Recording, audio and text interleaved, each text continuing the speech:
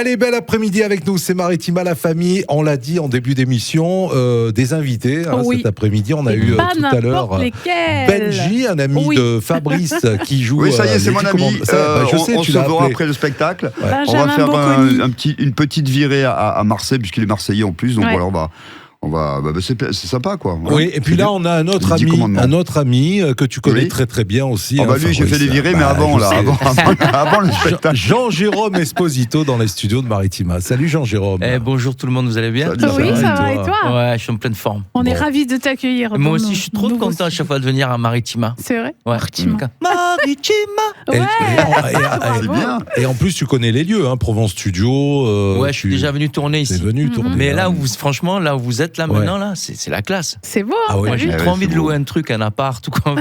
C'est moi qui ai tout fait. Non, mais c'est pas vrai. C'est pas vrai. Non, mais on peut faire une résidence d'artiste. Résidence d'artiste. Comment faire des interviews radiophoniques? Ça, on nous l'apprend pas. On est obligé de se former sur le tas. Média training. On peut. Vous pouvez nous donner des cours. C'est une bonne idée, ça, c'est vrai. Oui. Et c'est vrai que c'est un gros tas même. C'est vrai. Alors Jean-Jérôme, je regarde là, il y a marqué les samedis de Gigi. Ouais, les samedis de Gigi. Franchement, c'est le premier titre qui est venu à l'esprit. Ouais. Et comme on m'a demandé de sortir une affiche, on a mis ce titre. Alors, c'est pas très original. Parce que Gigi, c'est moi, et que ça se joue le samedi. Voilà. Gigi, c'est moi. Donc, les samedis de Gigi, voilà, c'est à l'Antidote, au théâtre de l'Antidote à Marseille, à partir de samedi prochain, le 14, à 21h15. Et en fait, vous allez venir voir en quarantaine, un seul en scène que j'ai joué à Avignon, que j'ai joué un peu partout. Je suis déjà venu vous le présenter à Maritima. Et en plus, en fait, je vais assurer moi-même ma première partie. D'accord. Ah ouais. Okay. Donc voilà. Ça doit être compliqué, je vais faire l'accueil des gens. Et c'est moi qui vais faire la bouffe. Ouais. Et je vais jouer un autre spectacle à 22h05. Non. Et après, tu as la buvette. C'est one woman show. Non, en fait, je m'occupe de ma première partie et de mon spectacle en quarantaine. Donc, si vous voulez venir voir ou revoir en quarantaine, c'est un super spectacle. J'ai joué encore en banlieue parisienne la semaine dernière. Et moi, je suis venu te voir à Avignon, je me suis régalé. Ah, merci beaucoup. Bon, on rappelle quand même, c'est un spectacle qui revient sur la période du Covid, c'est ça? Pas du tout. Ah, c'est pas ça. Et non. En quarantaine. C'est bien, Sergio, c'est super. Tu as bien lu la bio. Non, mais tu vois les mecs dans l'émission, tous ceux qui bossent. Je sais pourquoi ils confondent Sergio, parce qu'on avait fait la captation de en quarantaine pendant le Covid. Non. Ça parle de la crise de la quarantaine chez l'homme occidental, en fait. Voilà, d'accord. Mais par contre, c'est vrai qu'on avait fait la captation au théâtre de la Colonne. C'est vrai, on en avait parlé de ça. À Miramas. Voilà, exactement. C'était pile poil dans le. Mais c'est ça, je voulais venir à ce sujet-là, parce que c'est quelque chose que tu avais joué tout seul sur scène pendant le Covid. Et Maritima était là pour filmer. Pour capter, on avait fait une belle captation. Oui, et c'était toi, t'avais rien capté sur le coup. C'était d'ailleurs une sacrée performance, parce que faire un seul en scène interactif, comique, sans public. Alors moi, je tiens à vous dire qu'on avait eu 150 connexions à peu près. Ouais. À travers le monde, around the world. Il y avait eu des connexions aux États-unis. Oui, en Algérie, en Belgique et en France. Je m'en souviens. Beaucoup dans le 14e arrondissement. L'endroit où je suis né. Je me souviens que quand tu avais fini le spectacle, tu nous avais dit: je suis plus fatigué que d'habitude, parce que tu n'avais pas l'énergie du public, parce que c'est un spectacle qui se joue avec beaucoup en interaction avec le public quand même. Tu sais, en fait, j'avais tellement envie de jouer pendant cette période-là du Covid, dont on se souvient plus, bien heureusement, mais on a mis un peu, on a tourné la page, tout ça, mais ça a tellement été particulier. Et nous, pour les artistes, en plus, on était qualifiés de pas essentiels à l'époque. Je sais pas si vous vous rappelez. C'était un peu dur pour nous, quoi, de pas jouer. Quand on m'avait proposé ça, je m'étais jeté à corps perdu dedans, mais c'était terrible, quoi. C'est tout sauf du spectacle vivant, quoi, tu vois. Parce que tu n'avais pas le public en face, et les techniciens qui étaient présents n'avaient pas le droit de réagir. Non. Pour pas qu'il y ait d'interférence avec la. Donc en fait, tu envoies tes vannes dans la longue mer du silence. Tu prends des fours à toutes les phrases, tu vois. C'était donc difficile. je m'étais entraîné heureusement, mon spectacle avait déjà été capté. Donc je l'avais écouté et réécouté pour entendre les rires, tu vois. Et sur scène, j'essayais de me souvenir de ces rires qui me portaient, quoi, tu vois. Mais on s'en était bien sortis. Franchement, c'était chapeau. Surtout qu'on se nourrit des rires. Et complètement. À partir du moment où c'est un feedback, c'est-à-dire que quand tu es sur scène et que tu envoies une vanne, tu entends le rire arriver, ça te motive, en fait, ça te relance complètement sur scène, quoi. C'est impressionnant. Et le rire, c'est le contrat que tu passes avec le public. Effectivement. Le mec, les gens, ils rient, donc ils te disent vas-y, continue, ça nous fait rire. C'est ça. C'est le langage, en fait. Et si t'as pas ça, c'est un peu compliqué. En fait, c'était un peu un dialogue de sourds. C'est ça. Mais tu te comprenais quand même. Je me comprenais. Heureusement qu'il y a l'histoire. C'est un spectacle avec une histoire quand même. Et donc je m'étais attelé à suivre l'histoire, suivre les problématiques de mon personnage. Et qui n'a rien à voir avec le Covid. mais on peut toujours l'avoir. Mais par contre, c'est un spectacle, franchement, allez-y, parce que moi, je me suis régalée, et à la fois pour la captation, et à la fois à Avignon, et la salle réagit beaucoup, quoi. Donc, franchement, c'est un spectacle dont je suis très heureux. Je me régale de le jouer. Parce que ça fait un petit moment que tu le joues maintenant. 4 ans. Alors justement, pendant que ce spectacle continue avec un grand succès, apparemment avec le public, hein, c'est ce que tu dis, Pascal, puisque tu es témoin de ce spectacle, je dirais. On travaille déjà sur un autre spectacle, on a déjà écrit un autre spectacle. Alors, comment ça se passe? Déjà écrit, non. J'ai commencé à écrire un autre spectacle. Pour l'instant, j'ai pas de titre. Le premier titre qui me vient, c'est Get Up. Les dimanches de Gigi. Le spectacle de Gigi. Voilà, c'est pas mal, le spectacle de Gigi. Ça fait un peu spectacle pour enfants, le spectacle de Gigi. Le spectacle de Jean G. Ça fait un peu corse. Oui, c'est vrai. Est-ce que tu peux nous donner un ou deux complètement. Au niveau de la quarantaine, là, la crise, c'est quoi? Quel sujet tu évoques? Là, on arrive en plein milieu d'une grosse crise. Le mec, sa femme, elle lui fait une surprise, elle lui fête son anniversaire et il refuse d'y aller. Et il y a tout le monde qui part, et il se casse, il laisse tout le monde tomber, il laisse sa femme et ses enfants. Enfin, il se fait un ego trip, bad trip très fort, quoi.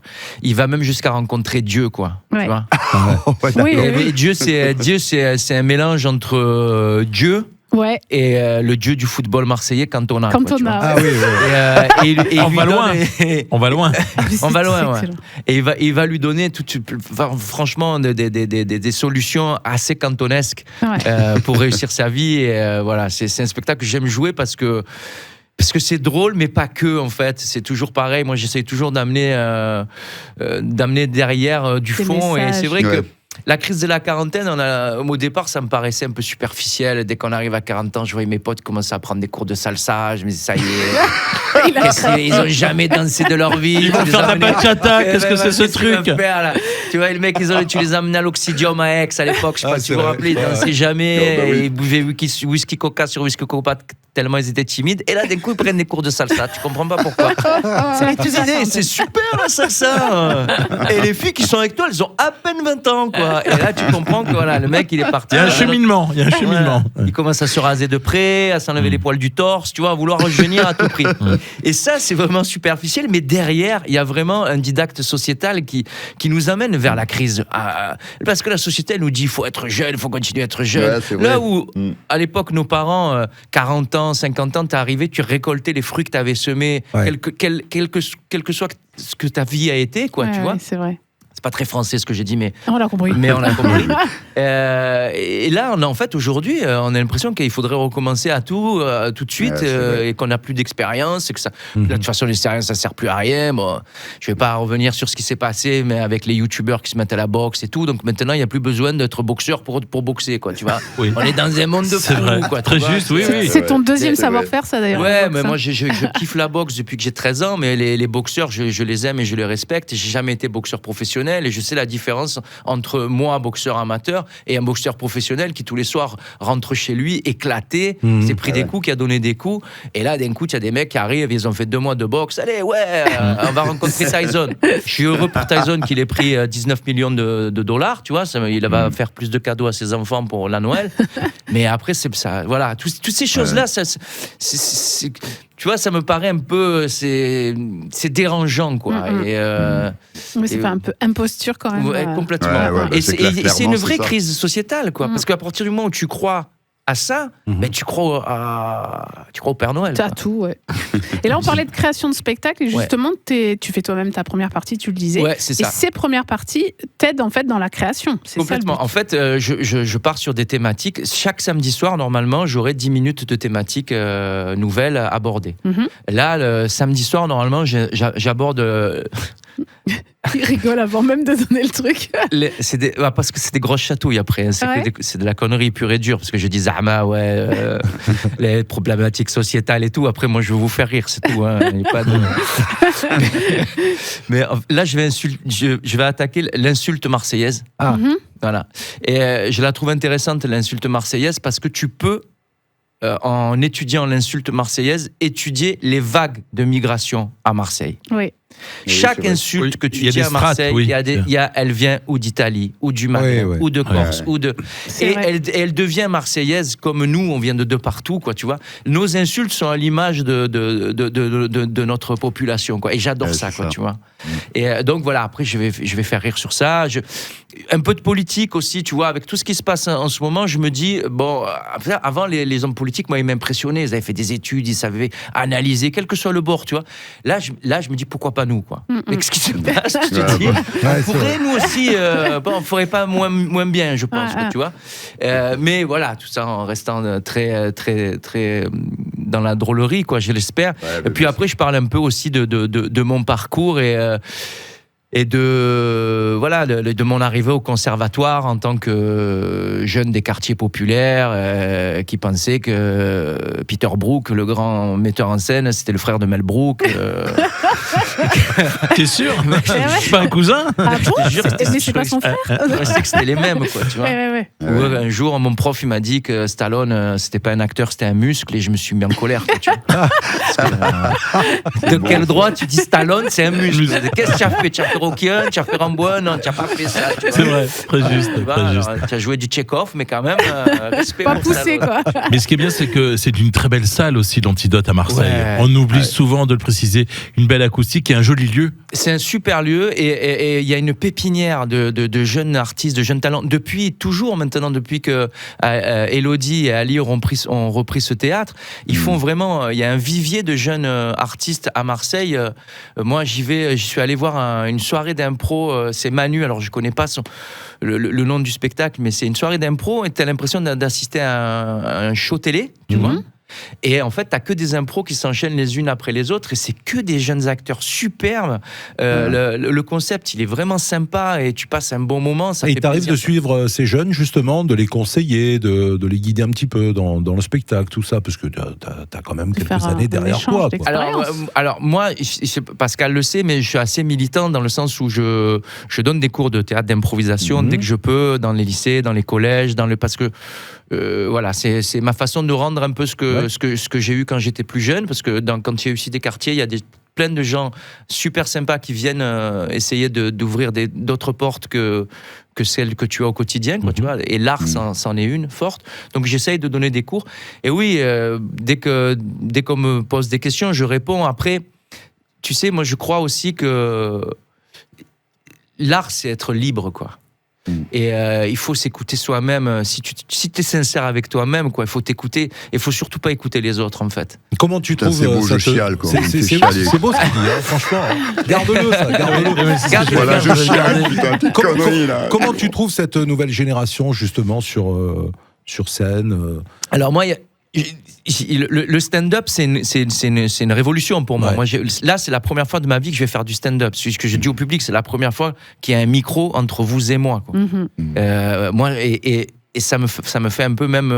c'est un peu la honte pour un acteur comme moi, parce que moi j'ai été formé au Conservatoire d'art dramatique de Marseille. Pas de micro, tu vois. Avoir un micro, pour nous, les micros, c'était pour la radio, pour les chanteurs ou pour les caissiers, tu vois. Le petit Nicolas est attendu par ses parents à la caisse centrale.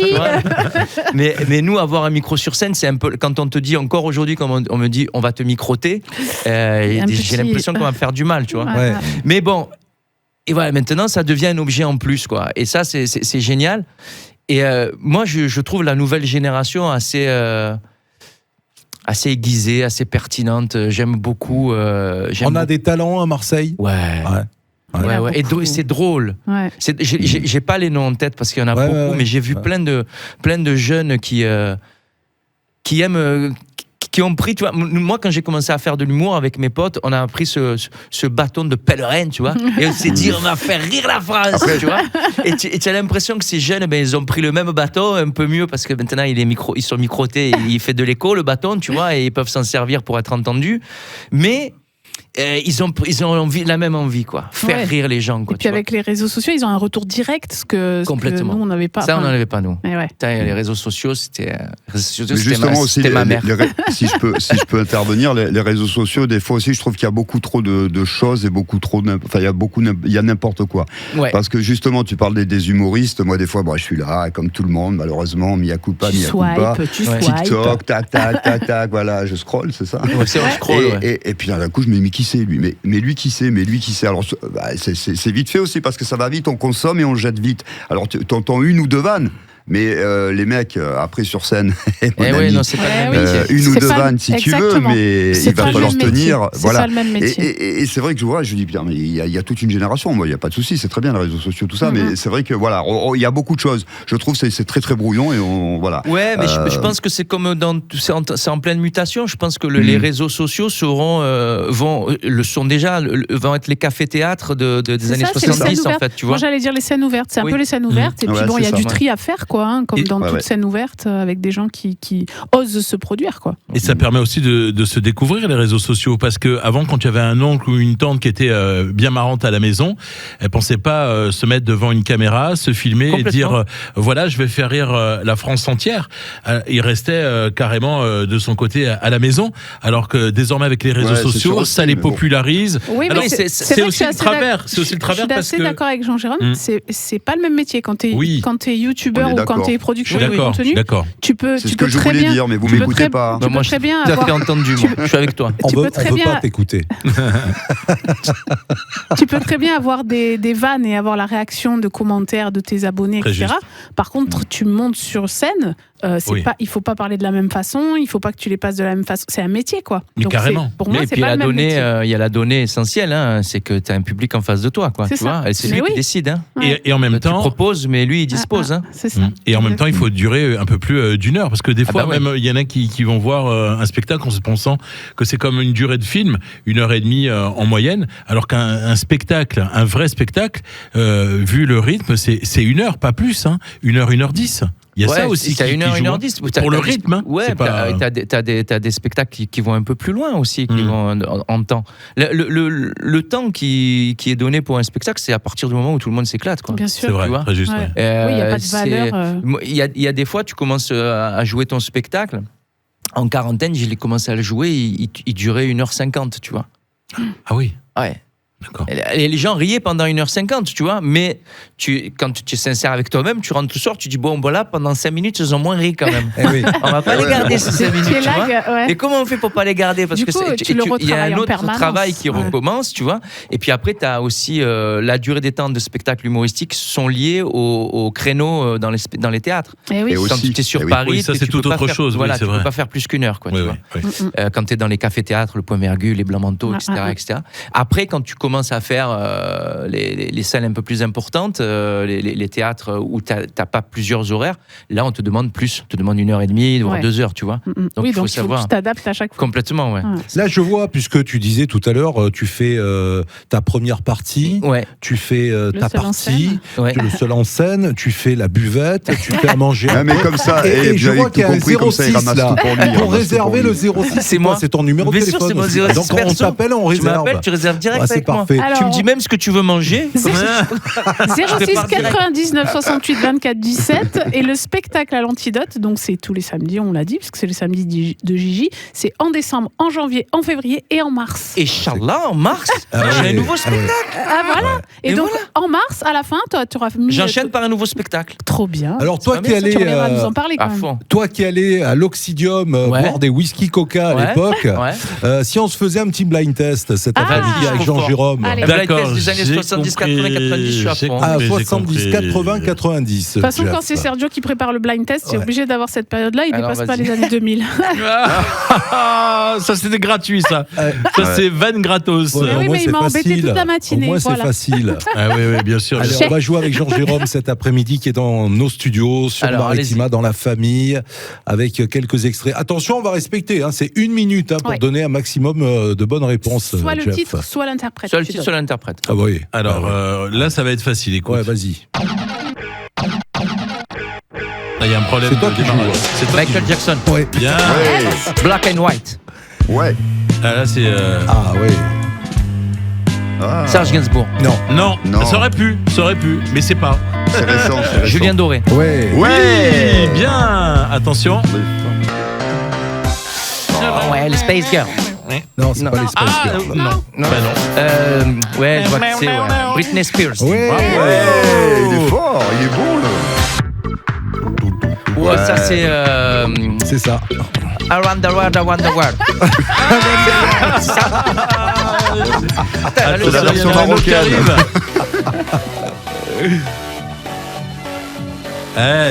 Ça c'est dur ça. Elle est un peu folle pour t'aider.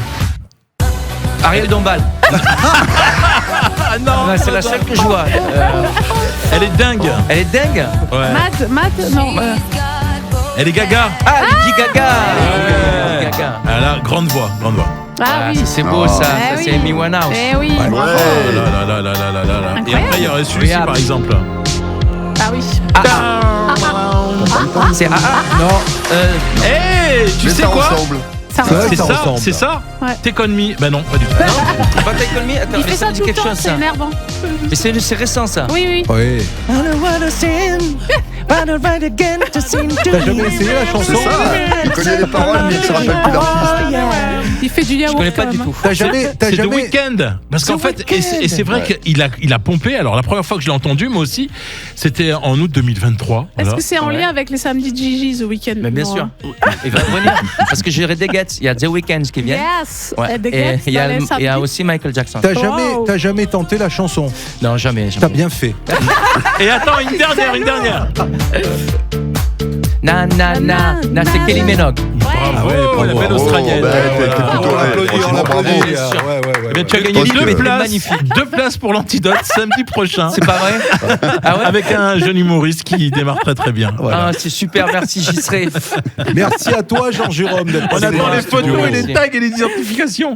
Et tu reviens quand tu veux. En mars, avec ton nouveau spectacle. Alors, en mars, normalement, j'ai un nouveau spectacle et je vous en parle. Allez. Avec plaisir. Rendez-vous est pris. Merci à toi. Merci. Merci. À bientôt. Bien.